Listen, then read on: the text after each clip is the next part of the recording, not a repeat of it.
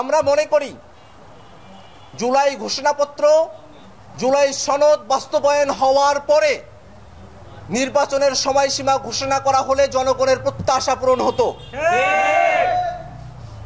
সরকার নির্বাচনের জন্য যে সময়সীমার কথা বলেছে, এই সময়সীমার মধ্যে সংস্কার এবং বিচারকে দৃশ্যমান করে জুলাই ঘোষণাপত্র, জুলাই সনদকে বাস্তবায়ন করে নির্বাচনের জন্য লেভেল প্লেইং ফিল্ড এবং মাঠ প্রশাসনের নিরপেক্ষতা যদি নিশ্চিত করতে পারে, সরকার এপ্রিলের মধ্যে নির্বাচনের কথা বলেছে, তাতে আমাদের তরফ থেকে কোনো আপত্তি নাই।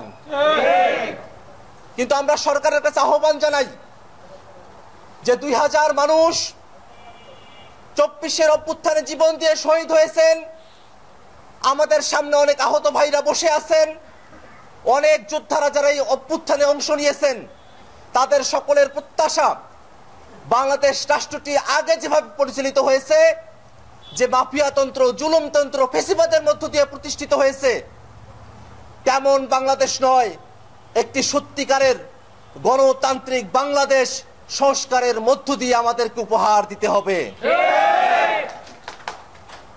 নির্বাচন আয়োজনের আনুষ্ঠানিকতা শুধু নয়, নির্বাচনের মধ্য দিয়ে যে গণতন্ত্রকে আমরা প্রত্যাশা করি, তা যেন বাংলাদেশের সাংবিধানিক প্রতিষ্ঠানগুলোতে শক্তিশালীভাবে বহাল হয়।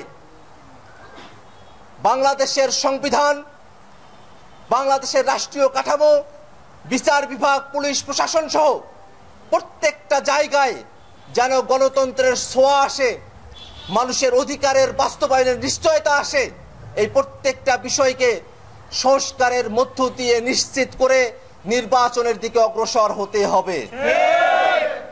বাংলাদেশের মানুষ দীর্ঘ সময় ধরে এক ফ্যাসিবাদী সংবিধানের মধ্য দিয়ে নিজেদের রাজনৈতিক ভবিষ্যৎকে হুমকির মধ্যে দিয়ে যেতে দেখেছে।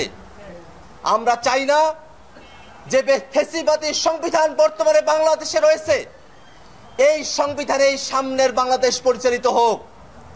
আমরা একটা নতুন সংবিধান প্রত্যাশা করি। সেই প্রত্যাশার জায়গা থেকে